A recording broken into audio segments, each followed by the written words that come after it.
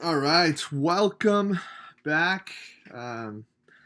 This week, Wednesday being our first day, we're going over the urinary system, the new system that we are going to be discussing.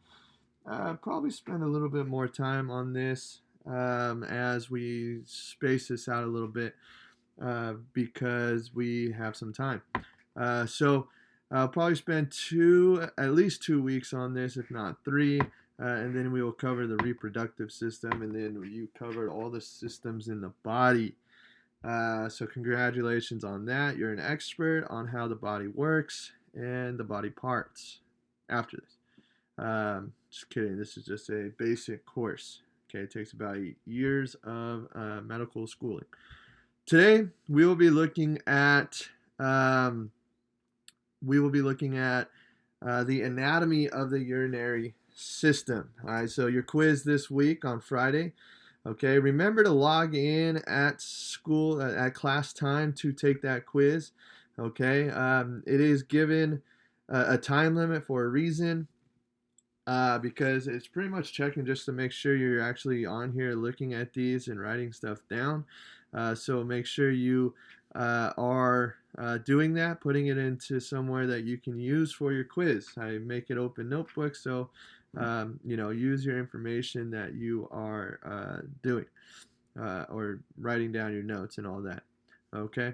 I do want to know, I do want to inform you that there are not going to be your traditional tests. From here on out, your quizzes will be a little bit uh, longer, worth a little bit more, and you'll be given an extra 10 minutes or so. So instead of 20 questions, you're looking at 30 questions, 40 minutes instead of 30 minutes, things like that. And then we will have a final being of the three systems that we had not tested in class, normal class, not online class. So your final is not going to be comprehensive.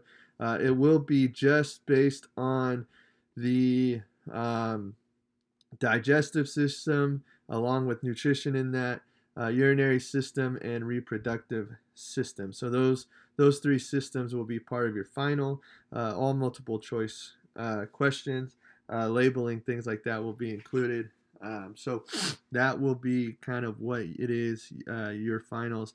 So we'll have a test on urinary system, anatomy, and two parts of physiology, and then reproductive system, and then you should have a final or so with that.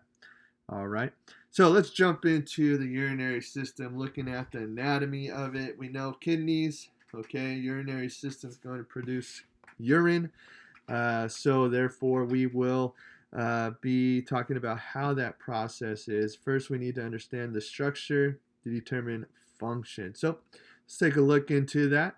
These are the functions. We will cover more of this in the physiology quiz. For that, we'll be looking at excretion as far as how the waste is taken out of the blood from the kidneys to out of the body. So we'll go over that process. The elimination, the reflex, and things like that, as well as homeostatic regulation, making sure your levels and things like that. You do have two ed puzzles that are due by the 8th, May 8th. Okay, it's a Friday, midnight. Get those done.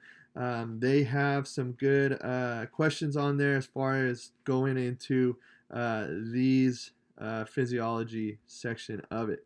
But that's for a later date for us to go over. Today, anatomy.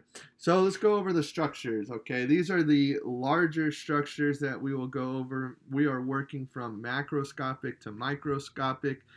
Pretty much, we're going to be looking at these organs, how they relate to each other. And then we're going to be looking into these specifics, structures that make up the kidney, and then even a smaller structure that is used in the kidney called a nephron. And that's pretty much what we're going to be going over today. We'll be going over the other structures as well. All right, so getting here, these look like kidney beans. They get their name because of their shape and possibly their color. All right, you can see here that there's a lot of blood, which would make sense because you have That's what the kidney's going to do, is filter the blood. So anything with the term renal is going to mean kidney. So your renal artery, your renal veins, those are uh, which supply blood or take blood from to and from the kidneys. All right, so the blood goes in here. It's going to get filtered. Then your filtrate is going to move through this. That structure that connects your kidney to your bladder, that is your ureter. Okay, so this structure here is your ureter. Now your filtration is going to go into your bladder. Okay, your bladder, as it fills up, it's going to expand, causing your stretch receptors to signal at a point, I need to use the restroom. Okay, so you have your bladder here, and then out your urethra, and hopefully into a toilet. Okay, so you do have two sphincters as well that will be controlling that, hopefully. Now, babies they don't have that development on the central nervous system yet. That's why they wear diapers. As you get older, you tend to lose that as well, and that's why they wear diapers as well. So a little brief uh, introduction, I guess. Kidneys are going to produce urine. They're filtering blood, produce urine. Your urinary tract is going to be what's after the kidneys.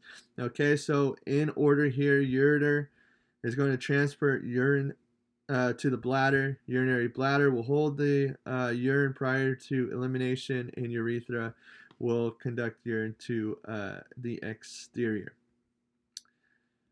Here is what I was talking about as far as slicing the kidney open. You get these kind of pyramid-looking structures, these branches and things like that. So we're going to go into this as well. So here you go. You have the renal artery. We'll say the renal artery as blood is coming into that.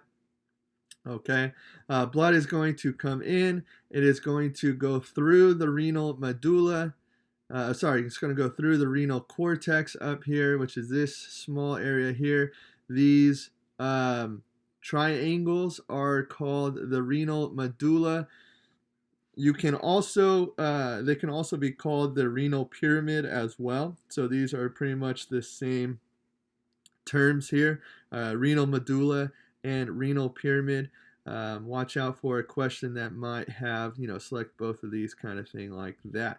Okay, so it's going to go through the renal medulla, and then it is going to enter into these, which are called calyxes.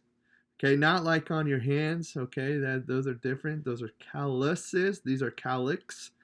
Okay, so these are minor here, major here, and then this will go into the renal pelvis, or the part where it is then directed into the ureter. Okay, and pretty much as it goes through this, it is filtering the blood in a structure that is called the nephron. This is what a nephron looks like. Okay, so you have arteries that come in here. They're going to wrap around and then go through here. And then as things are taken out, that vein will return the blood back to the heart. Okay, so going in order here, you have what is called Bowman's capsule, all right, and a glomerulus. Those are going to kind of fit together as you would like a ball and socket. The Bowman's capsule is going to be this structure here, this bowl structure. The glomerulus is going to be that of the network of arteries and arterioles and arteries. Okay, then going through this, you get into these tubes. Okay, so you get through these tubes, and these are called the proximal tubules. Proximal because it's closest to this. Okay, so the blood here is going to be filtered. What needs to get filtered, we'll talk about that process. Okay, and it gets filtered into here, then it travels through this, and then into what is called this loop, or a loop of Henle. Okay, descending for going down, that's pretty obvious, and ascending for going up. So the proximal tubule is, you could also see proximal convoluted tubule, or PCT for short. Okay, just know that is the proximal tubule. All right. Then the loop of Henle, okay, descending to ascending, and then your distal tubule after the loop of Henle. So you have your glomerulus, which is this network of veins or arteries, and then you have your Bowman's capsule, which is going to be that bowl that collects, goes through your PCT or your proximal convoluted tubule, down through the loop of Henle or the descending, and then ascending limb of the loop of Henle back to the distal convoluted tubule or the DCT and into collecting duct, where it will then eventually go into the ureter and out to the bladder. Okay. So that is, you will need to know, and a lot of this has to, because each and every one of these parts has a different function for the most part. So, just to make it easy on you, we wouldn't want to make things too complicated here. But each of those have a different function as what they're going to be filtering out or putting back in, depending on it. So we will have to talk a little bit about that because we don't want to get rid of all of our water. So here is the ureter. Okay, a little bit about that. Ureters are a pair of muscle tubes that conduct urine from the kidneys to bladder. Now this here, every 30 seconds you have these contractions. These contractions, this is smooth muscle, so it's going to work very much similar to that of your digestive system, where you have a contraction, like a kind of a wave of contraction, which would make sense. It's starting from the top and then working the way into the bladder, okay, where then it will hold. Now take a look at the bladder in here. We will talk a little bit about that. So if you're looking at this bladder, it is a hollow structure. It's going to hold the urine, okay, but these structures here have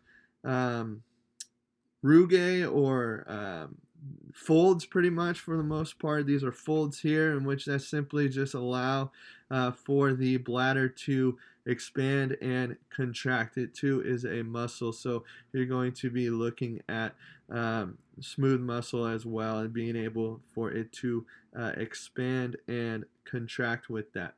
Okay. Also, your internal sphincter is a smooth muscle and it's going to be located here. All right, that's going to be your internal sphincter. So you have the ureter to the bladder, all right, and then your urethra right there.